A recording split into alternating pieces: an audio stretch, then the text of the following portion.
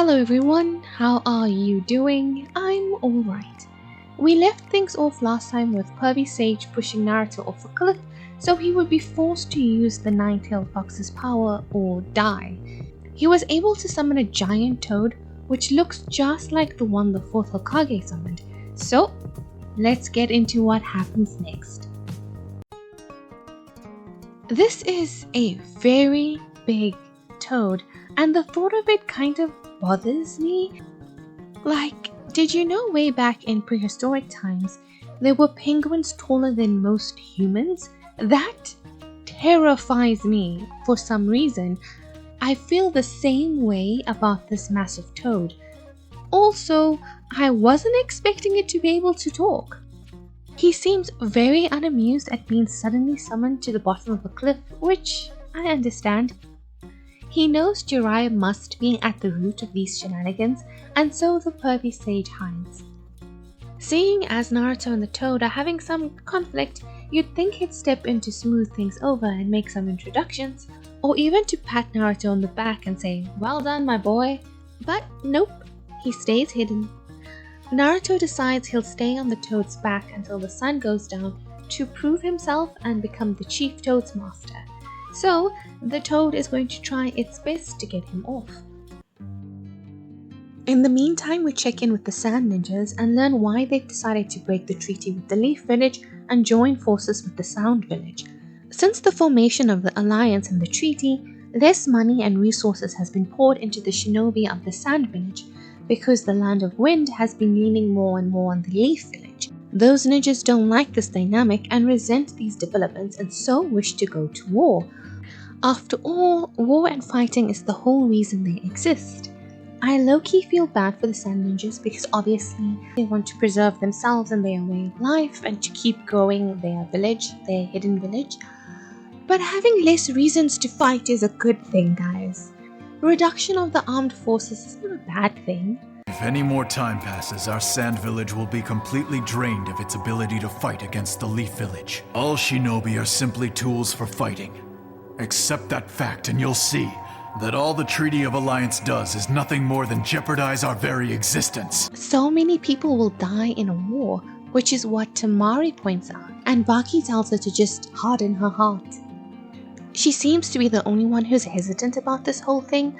Kankuro seems like he just follows orders, and Gaara seems quite keen. Seems like he's a result of the Sand Ninjas trying to make super shinobi to make up for the loss in numbers because of the loss of resources. And I am beginning to understand why Gaara has issues. Baki meets with the Kazekage to give him a progress report. He's very nervous, so I think the Kazekage is an intense dude. He asks for backup, but he says nope. That's why you have Gaara. I think this voice actor is Crispin Freeman again. Such a great voice. I like the round houses of the Sand Village and how different it looks to Konoha. In an environment with all this wind and sand, you wouldn't have massive windows and stuff.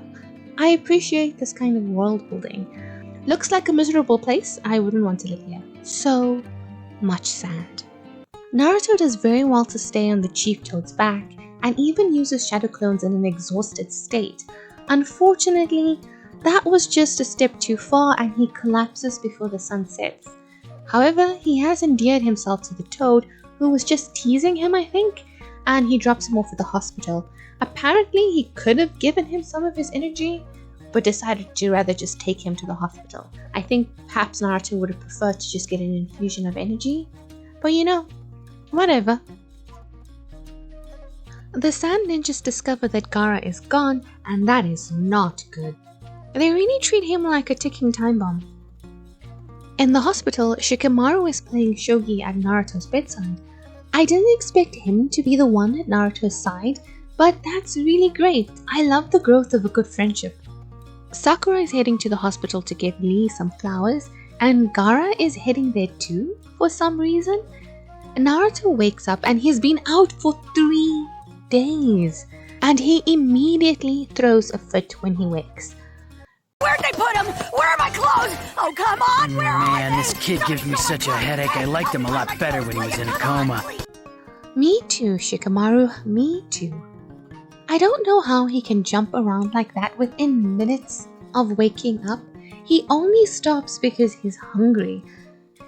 It takes me like 15 minutes to build up the energy to get out of bed in the morning.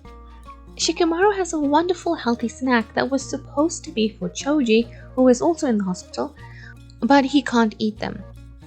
Apparently, he ate too much barbecue and now has indigestion. Asuma really let him go crazy. Bad sensei. I really enjoyed the scene of Naruto and Shikamaru. It's so fun and friendly. Shikamaru is so nice to visit his friends in the hospital. He strikes me as the guy who pretends he doesn't care about anything but actually cares the most. The two of them leave to eat their fruit in front of Choji to make him feel bad. Oh, teenage boys. Sakura arrives in the lobby and it's very empty and spooky. Everything feels like a thriller or a horror movie, in which case Gaara is definitely the monster. I noticed that when Lee's asleep, his eyebrows are still pulled down and to the center, like he's focused on achieving optimum sleep results. No one has ever slept this effectively. Is Gaara here to finish off Lee? Just leave him alone, he's dealing with enough already, jeez.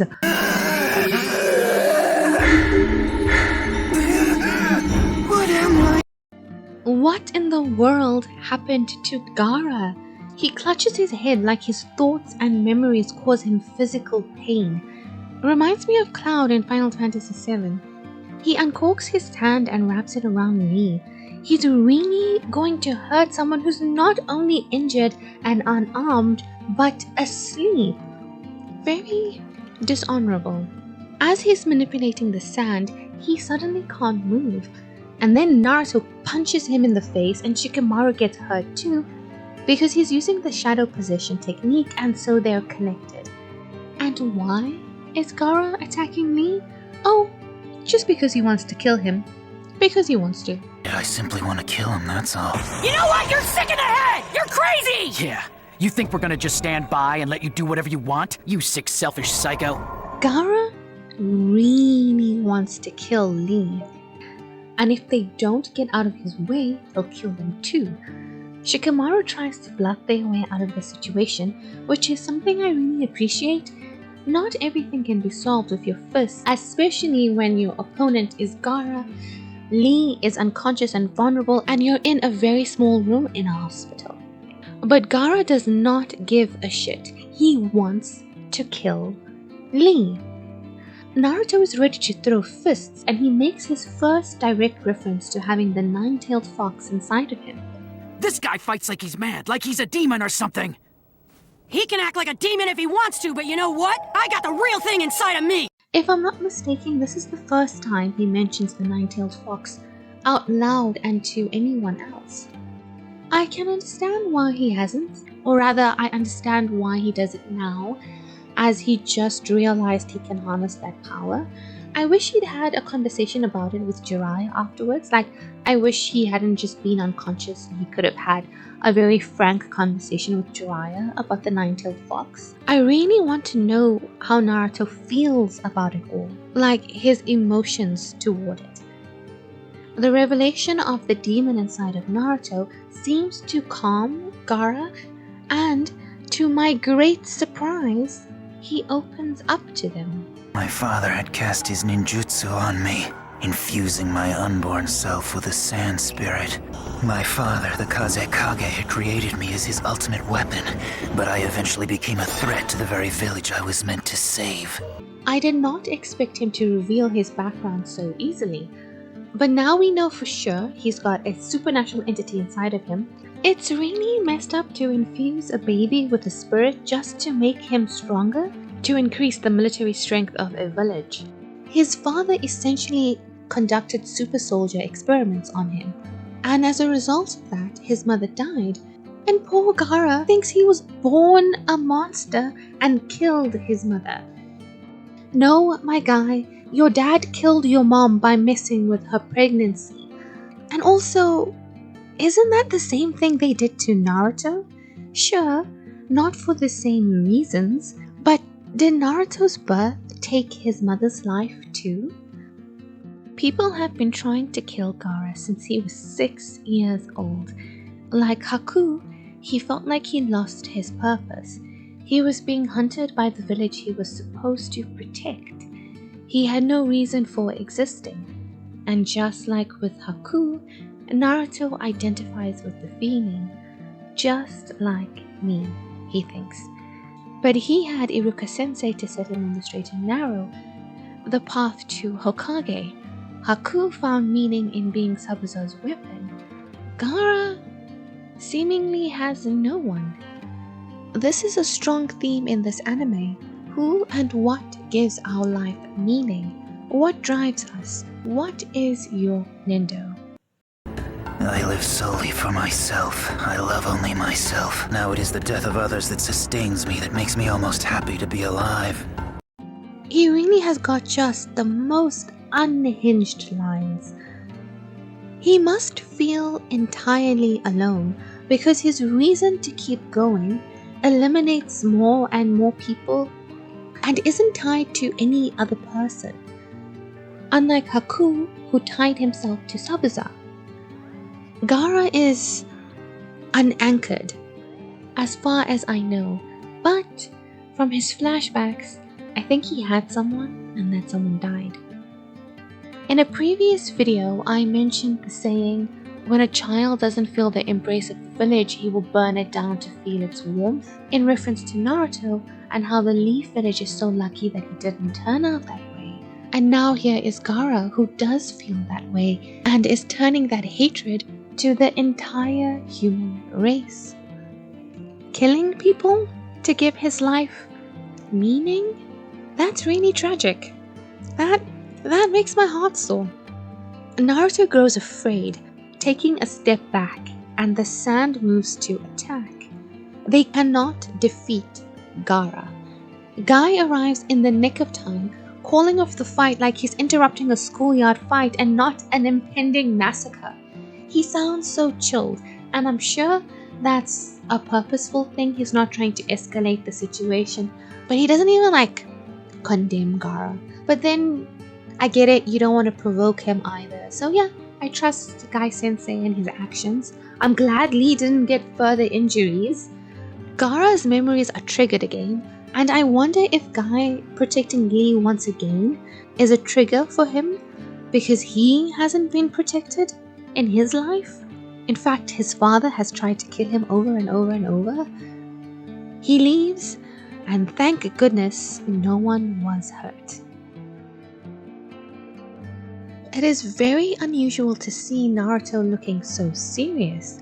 The impending fight with Neji is really taking a toll, and perhaps the encounter with Gaara has shaken him as well. Here you go! Mr. Chef? Just eat it. The final competition is tomorrow, right? Oh, all right. Thanks, guys!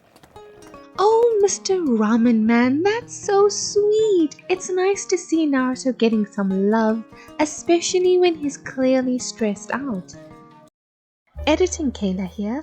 When I was making the thumbnail for this video, I noticed something I found quite amusing. Doesn't this look like Guy talking to these two ladies here? He's got the outfit, the ninja band around the waist, the leg warmers. Hey there, pretty ladies.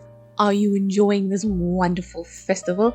You know, my student Neji Hyuga is one of the top contenders. I taught him everything he knows. I wouldn't be surprised if he won the whole thing. What do you say we grab a bite to eat and I'll tell you all about it. I bet Guy gets more ladies than Jiraiya. The day before the big Chunin fight is like a festival, and Choji, Shikamaru and Ino's dads are clearly enjoying themselves. It's fun to see the dads. They look like such grizzly, seasoned old shinobi, like they should be grumbling about being too old for this shit. Choji definitely gets his appetite from his father. Come on, can we go home already? What? Listen, don't be a drag. The final competition has always been like a festival. I'm in that final competition tomorrow. Oh man, I don't have time to babysit you. You're in it? What, seriously? Is Shikamaru's father a bad dad? How can he not know that Shikamaru is participating in the competition when it's been a whole month?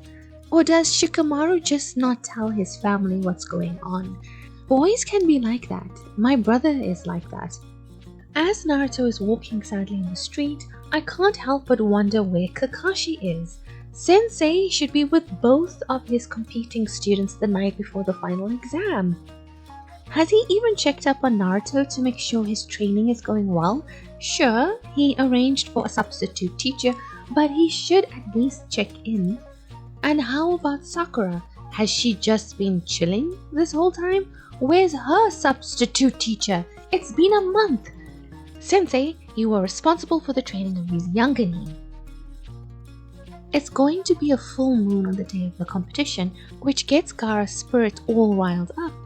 I'm very interested in the Gaara versus Sasuke fight. Feels so long since we've really seen Sasuke. Naruto wakes up on competition day having hardly slept, and it hurts my heart to see him so quiet and reserved, even though I hate it when he's loud and hyper. Makes sense though, Neji is a formidable opponent. The Chunin fights are a bigger deal than I realized, and even regular people will be watching. Naruto's spirits are low and he wanders around, coming across Hinata at a training field. She gets a shock and hides, and then continues to hide even when she sees it's Naruto. She's sweet but exasperating. She doesn't sense his low mood, but she says just what he needs to hear, thanking him for inspiring and encouraging her to grow. I really like how the story is building up this relationship. Hinata. Huh? I kinda thought you were, gloomy, timid, always terrified, and basically completely weird. But you know what? I actually like people like you. I'm glad Naruto got his pep talk. I was wondering who would be the one to do it. And of course, he's going to be late, because that's just how Naruto rolls. Kiba joins Hinata and she's completely frozen in place by Naruto's words. She really likes him so much. I'm kind of envious of her. I don't even have anyone in my life that I have a crush on. I kind of want to be obsessed with someone like this. Naruto has a roundabout way of getting into the arena, and I'm not going to get into it. He really makes me cringe sometimes with the shenanigans he gets himself into. When he finally arrives, Sasuke isn't there either, which is bad time management. Also, Johnny Young Bosch. Hey, knock it off. Quit your fidgeting, you two. Stand up straight and present yourself proudly to the spectators. Love him. Sasuke's absence sparks fear that he's already lost to Orochimaru. The Anbu Special Forces have been looking for him and haven't been able to find him, so clearly Kakashi-sensei is very good at staying hidden. The Kazekage arrives and we see where Gaara gets his eyes from. He shows such hatred for his father. As strong as you are, I'm sure a long journey would have proven difficult for you at your age. Isn't it about time you decided who will succeed you as Hokage? Oh, I love a villain that is just an asshole. Just a dick at every opportunity. Awesome stuff. Everyone is very curious about Sasuke's absence, and where is he? He wants to find all the best people to see how strong he is, right? With Gaara, he would definitely get that. Maybe him and Kakashi got lost on the path of life. In a flashback, we see that Gaara was spying on the training between Kakashi and Sasuke with his sand eyeball, and Baki worries that Gaara already killed Sasuke, and Orochimaru is very interested in Sasuke, so that's very bad for them. I think Gaara has just been really restless this past month. They should have just given him some activities to do to occupy his time and his mind, so that he's not trying to just kill everyone. Also, when Gaara leaves the Sand Ninja apartments or their accommodation, he says to Baki, "I'm going to remind myself that I'm alive." He's so dramatic and I love it. Kiba and Hinata arrive to watch the fights, and he's so cute with his hoodie down. The girls should leave Sasuke to be sad and just have a fun chill time with Kiba and his awesome dog. The first match is going to be Naruto versus Neji. As we go through the expectations of the crowd, it's clear Naruto is really the underdog and no one expects much from him. Akamaru gives Kiba a warning and he gets all serious, and I thought something really bad was going to happen, but it's just an Anbu Black Ops. Not that they are insignificant, because their presence means there's potential for extreme danger, which there is because Orochimaru, but like, I thought Akamaru had spotted an actual bad guy. I vow to win! I can't wait to see the look of despair on your face when you learn that your foolish vow is impossible to keep.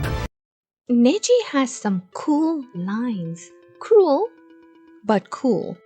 The look of despair on your face. Young man is a poet.